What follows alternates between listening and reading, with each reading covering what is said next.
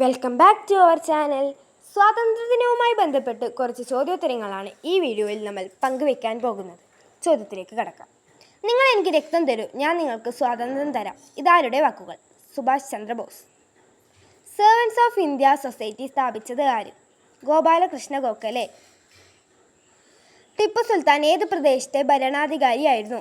മൈസൂർ. ബംഗാൾ വിഭജനം നടന്ന വർഷം? 1905. ഒടുവിലായി ഇന്ത്യ വിട്ടൊഴിഞ്ഞു പോയ വിദേശക്കാർ ആര്? പോർച്ചുഗീസുകാർ. ഇന്ത്യയിലെ ഉരുക്കു മനുഷ്യൻ എന്നറിയപ്പെടുന്നത് ആര്? സർദാർ വല്ലഭായ് പട്ടേൽ.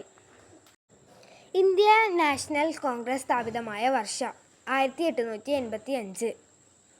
ഇന്ത്യയുടെ വാനമ്പാടി എന്നറിയപ്പെടുന്നത് ആര്? സരോജിനി നായിഡു.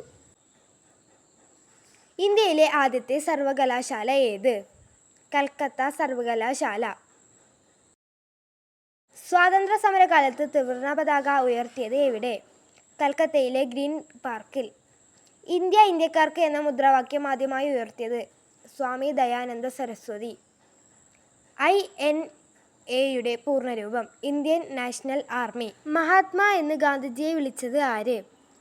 രവീന്ദ്രനാഥ ടാഗോർ.